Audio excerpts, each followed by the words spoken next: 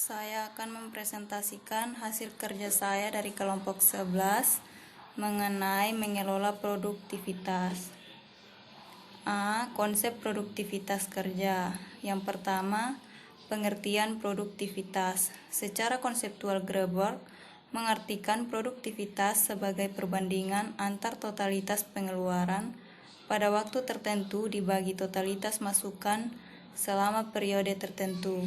Menurut Chu Yuniarsi dan Suwatno 2009 bahwa produktivitas dapat diukur dengan dua standar utama, yaitu produktivitas fisik dan produktivitas nilai. Produktivitas fisik diukur dari aspek kuantitas dan kualitas produk yang dihasilkan, sedangkan produktivitas nilai diukur atas dasar nilai-nilai kemampuan, sikap, perilaku, disiplin, motivasi, dan komitmen terhadap pekerjaan. Menurut Paul Mali bahwa mengukur produktivitas akan dilakukan dengan rujukan yang menggabungkan efektivitas dan efisiensi. 2. Pegawai yang produktif. Produktivitas dapat ditinjau berdasarkan tingkatannya dengan tolok ukur masing-masing. Tolok ukur produktivitas dapat dilihat dari kinerja yang dihasilkan karyawan. Untuk mengetahui sejauh mana produktivitas kerja karyawan, diperlukan indikator tentang produktivitas kerja. Indikator produktivitas dikembangkan dan dimodifikasi dari pemikiran yang disampaikan Gilmore tentang individu yang produktif, yaitu tindakannya konstruktif, percaya pada diri sendiri, bertanggung jawab, mempunyai pandangan ke depan, memiliki rasa cinta terhadap pekerjaan, mampu mengatasi persoalan dan menyesuaikan diri dengan lingkungan yang berubah-ubah, mempunyai kontribusi positif terhadap lingkungannya, dan memiliki kekuatan untuk mewujudkan potensinya. Adapun ciri karyawan yang produktif yaitu sebagai berikut. Yang pertama, cerdas dan dapat belajar dengan cepat. Yang kedua, kompeten secara profesional, teknis, selalu memperdalam pengetahuan dalam bidangnya. Yang ketiga, kreatif dan inovatif, memperlihatkan kecerdikan dan keanekaragaman. Yang keempat, memahami pekerjaan.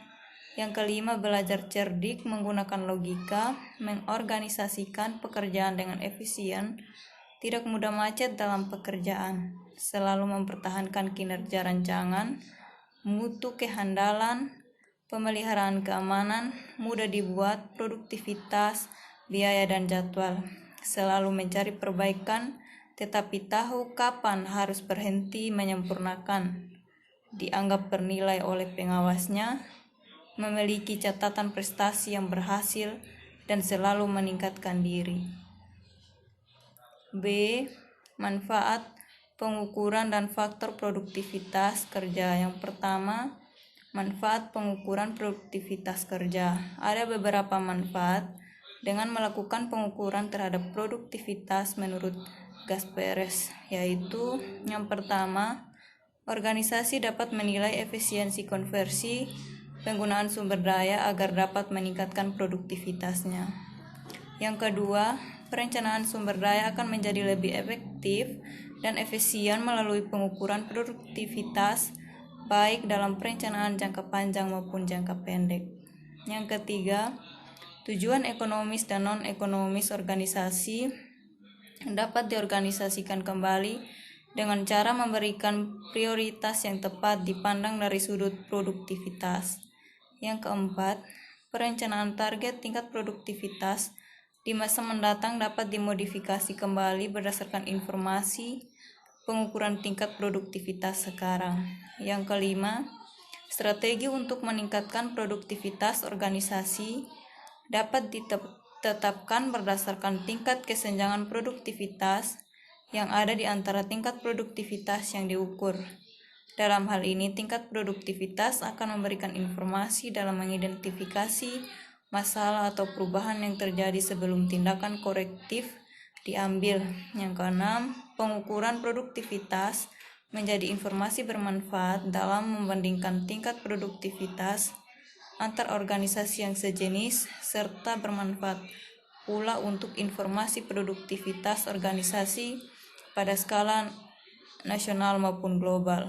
Yang ketujuh, nilai-nilai produktivitas yang dihasilkan dari suatu pengukuran dapat menjadi informasi berguna untuk merencanakan tingkat keuntungan organisasi. Yang kedelapan, pengukuran produktivitas akan menciptakan tindakan-tindakan kompetitif berupa upaya peningkatan produktivitas terus-menerus. 2. Faktor-faktor yang mempengaruhi produktivitas kerja. Menurut Anoraga 1992, ada berbagai faktor yang mempengaruhi produktivitas kerja, yaitu pekerjaan yang menarik, upah yang baik, keamanan dan perlindungan dalam pekerjaan, penghayatan atas maksud dan makna pekerjaan, lingkungan atau suasana kerja yang baik, promosi dan perkembangan diri merasa sejalan dengan perkembangan perusahaan atau organisasi, merasa terlibat dalam kegiatan-kegiatan organisasi, pengertian dan simpati atas persoalan-persoalan pribadi, kesetiaan pimpinan pada diri si pekerja, dan disiplin kerja yang keras. C. Teknik memperbaiki produktivitas. Menurut Wibowo 2010, teknik memperbaiki produktivitas yaitu yang pertama, studi kerja. Studi kerja biasanya digunakan dalam usaha meningkatkan output dari jumlah sumber daya tertentu dengan sedikit atau tanpa investasi kapital lebih lanjut. Hal ini dicapai dengan menganalisis pekerjaan sedang berjalan, proses dan metode kerja. 2. Pengembangan organisasi. Tujuannya adalah mengubah sistem, budaya dan perilaku organisasi dengan maksud mempengaruhi efektivitas organisasi.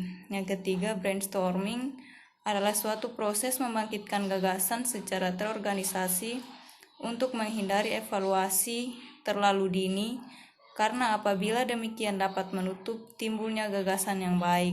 Yang keempat, foresight field analysis merupakan alat untuk menganalisis situasi yang perlu diubah.